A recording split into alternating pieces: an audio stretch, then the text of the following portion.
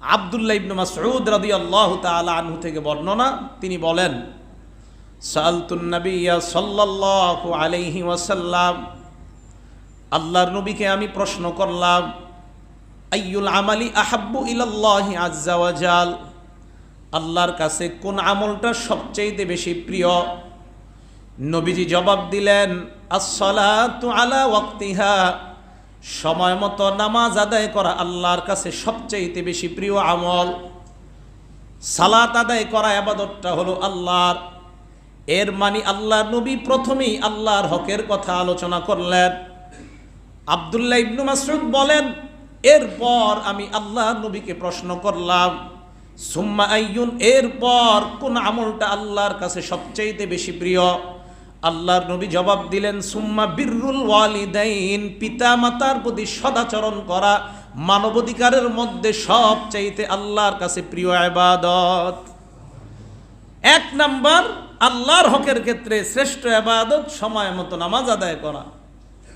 দুই নাম্বার মানবাধিকারের মধ্যে শ্রেষ্ঠ ইবাদত পিতামাতার প্রতি সদাচরণ করা। এরপর ইবনে মাসউদ বলেন, আমি আবার জিজ্ঞাসা করলাম, সুম্মা আইয়ুন, এরপর কোন ইবাদতটা আল্লাহর কাছে বেশি প্রিয়? নবীজি বললেন, সুম্মাল জিহাদু ফি সাবিলিল্লাহ, আল্লাহর রাস্তায় জিহাদ করা সবচাইতে বেশি প্রিয়। এক নম্বরে বললেন সময় মতো নামাজ আদায় করা, দুই নাম্বার পিতা মাতার প্রতি সদাচরণ করা, তিন নাম্বার আল্লাহর রাস্তায় জিহাদ করা। এই হাদিস দ্বারা বোঝা যায়, এক নম্বরে নবী আল্লাহর ইবাদতের কথা বললেন, দুই নম্বরে নবী মা বাবার প্রতি সদাচরণ করার কথা বললেন। কোরআনের একাধিক আয়াত প্রমাণ করে আল্লাহ কোরআনের মধ্যে প্রথমে ইবাদতের কথা বললেন, এরপর পিতামাতার প্রতি সদাচরণ করার কথা বললেন। আল্লাহর নবীর সাহাবা আব্দুল্লাহ ইবনে ওমর রাদিয়াল্লাহু তাআলা আনহুমা থেকে বর্ণনা, উনি বলেন, রিদল ওয়ালিদাইন, রিদর রব্বি ফি রিদল ওয়ালিদাইন ওয়া সাখাতুর রব্বি ফি সাখাতিল ওয়ালিদাইন।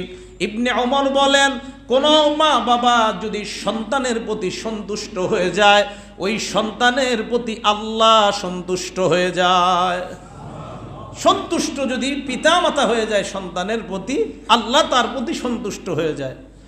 ওয়া সাখাতুর রব ফি সাখাতিল ওয়ালিদাইন, পিতা মাতা যদি কোনো সন্তানের উপর রাগান্বিত হয়, অসন্তুষ্ট হয়ে যায়, আল্লাহ তার উপর অসন্তুষ্ট হয়ে যায়, বলি নাউজুবিল্লাহ।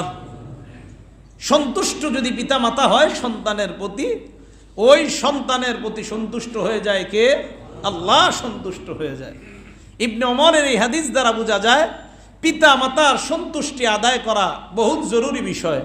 তাহলে বলেন তো, ইবাদতের পর পিতা মাতার সন্তুষ্টি আদায় করা, এই সন্তুষ্টি যদি পিতা মাতার অর্জন করা যায় বৈধ পন্থায়, তো আল্লাহ ওই সন্তানের প্রতি সন্তুষ্ট হয়ে যায়।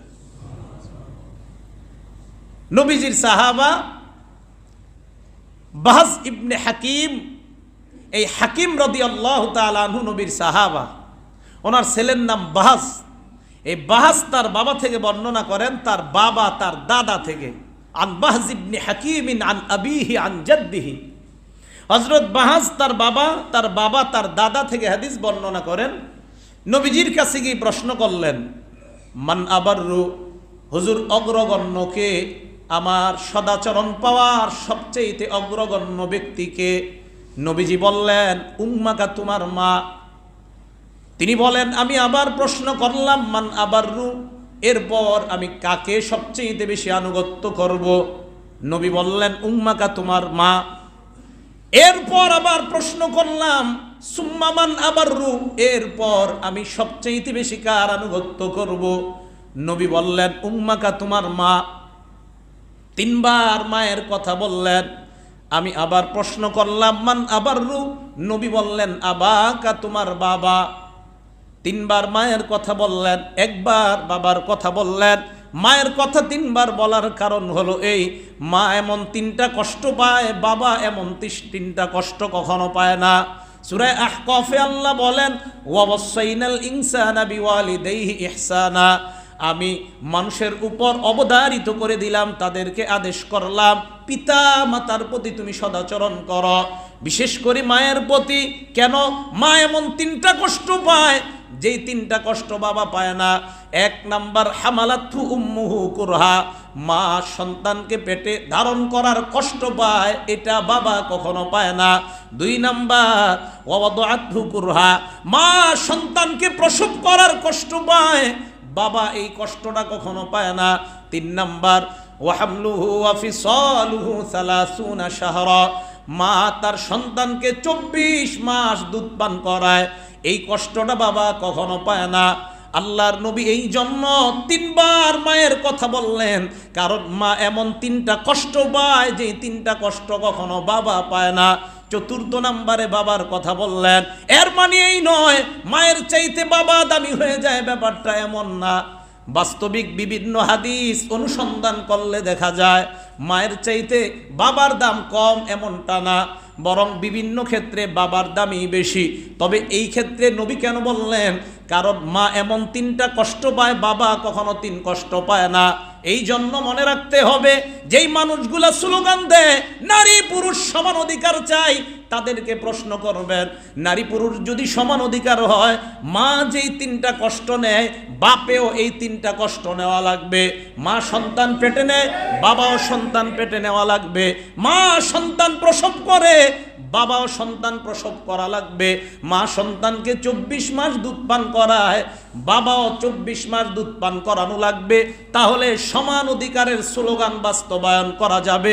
এইটা যদি সম্ভব না হয়, আল্লাহর কসম দাবি করা যাবে, কিন্তু দাবি কখনো বাস্তবায়ন হবে না।